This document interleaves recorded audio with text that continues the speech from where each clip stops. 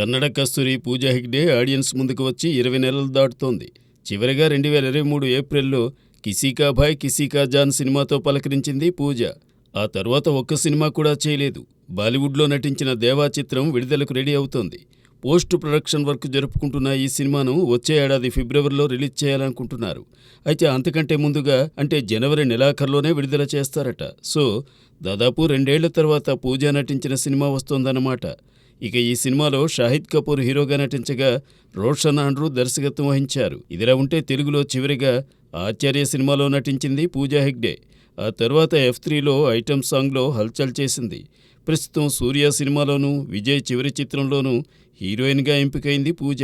మరి రాబోయే సినిమాలతో పూజా హెగ్డే మళ్ళీ బిజీ అవుతుందేమో చూడాలి. త్రిష కెరీర్కి లైఫ్ ఇచ్చిన చిత్రం వర్షం. అయితే ఆ సినిమాను మధ్యలోనే వదిలేద్దామనుకుందట త్రిష. 45 రోజుల పాటు వర్షంలో షూటింగ్ చేసి జలుబు జ్వరంతో తెగ ఇబ్బంది పడ్డానని, ఓ దశలో సినిమా మానేసి వెళ్లాలనుకున్నానని ఓ షోలో చెప్పింది. తల్లితో కలిసి ఓ షోలో పాల్గొన్న త్రిష వర్షం తన కెరీర్లో స్పెషల్ చిత్రమని చెప్పారు. ఆ సినిమా ఘన విజయంతో త్రిషకు వెనుదిరిగి చూసుకునే అవకాశం కలగలేదు. ఆ తరువాత తెలుగు, తమిళ, కన్నడ, మలయాళ, హిందీ భాషల్లో బిజీ హీరోయిన్గా టాప్ స్టార్స్ అందరితో నటించింది. అలా వర్షంతో బంపర్ హిట్ కొట్టిన త్రిష 20 ఏళ్ల తర్వాత ఇప్పుడు కూడా స్టార్ హీరోయిన్గానే కొనసాగుతుండడం విశేషం. వర్షంలో త్రిషకు జోడీగా నటించిన ప్రభాస్ ఇప్పుడు పాన్ ఇండియా స్టార్ కాగా త్రిష ఇప్పటికీ హీరోయిన్గా నటిస్తోంది. ప్రస్తుతం చిరంజీవి చిత్రం విశ్వంభర్లో త్రిషనే హీరోయిన్. స్టాలిన్ తర్వాత చిరుతో త్రిష నటిస్తున్న చిత్రమిది. సంక్రాంతికి అజిత్ సినిమా విడాముయర్చితోనూ, జనవరిలోనే మలయాళంలో టోవినో థామస్ చిత్రంతోనూ రానుంది. విశ్వంభర వేసవిలో రిలీజ్ కానుంది. ఇవి కాకుండా అజిత్ గుడ్ బ్యాడ్ అగ్లీ కూడా పూర్తయింది. కమల్, సింబుతో నటిస్తున్న థగ్ లైఫ్ పూర్తి కావచ్చింది.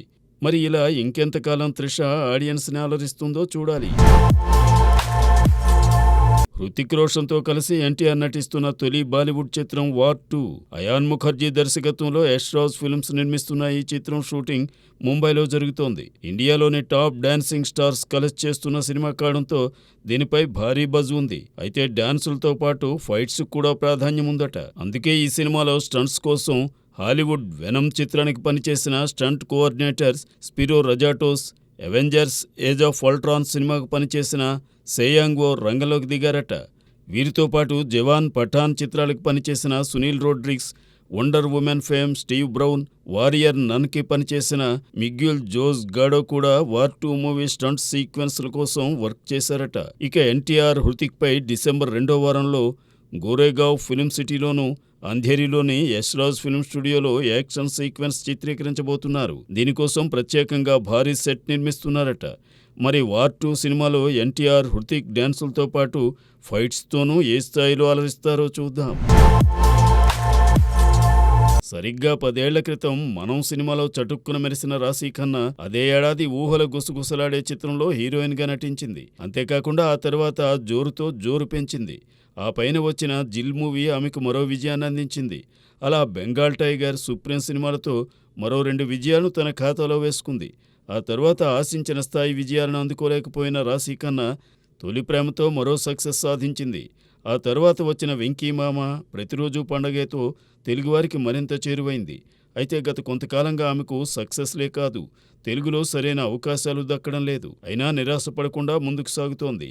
ఈ ఏడాది తమిళంలో చేసిన అరణ్మనై 4 చక్కని విజయాన్ని అందుకుంది. హిందీలో చేసిన యోధ పర్వాలేదనిపించిన సబర్మతి ఎక్స్ప్రెస్ విమర్శకుల ప్రశంసలను అందుకుంది. ప్రస్తుతం తెలుగులో రాశీ ఖన్నా తెలుసు కదా మూవీలో నటిస్తోంది. నవంబర్ 30వ తేదీతో 35వ సంవత్సరంలో కడుగు పెడుతున్న రాశీ ఖన్నా రాశిపరంగా కాకపోయినా వాసికల పాత్రలు పోషించాలని కోరుకుందాం. ఈ మధ్యకాలంలో 2-3 వారాలు థియేటర్లో సినిమా ఆడటం గగనంగా మారిపోయింది. అలాంటిది అమరన్ సినిమా విజయవంతంగా నెల రోజులు పూర్తి చేసుకుని ఇంకా థియేటర్లో సందడి చేస్తూనే ఉంది. అక్టోబర్ 31న విడుదలైన ఈ సినిమాలో ముకుంద వరదరాజన్ పాత్రను శివకార్తికేయన్ పోషించాడు. దేశం కోసం అమరుడైన ఓ వీరుడి కథను రాజ్కుమార్ పెరియాస్వామి అద్భుతంగా తెరకెక్కించాడు. సోనీ పిక్చర్స్తో కలిసి కమల్ హాసన్ నిర్మించారు. సాయి పల్లవి నాయిక్గా నటించిన ఈ సినిమా విడుదలై నెల రోజులు పూర్తయిన సందర్భంలో ఇందులోని ఉసిరే ఉసిరే పాట వీడియోను మేకర్స్ రిలీజ్ చేశారు.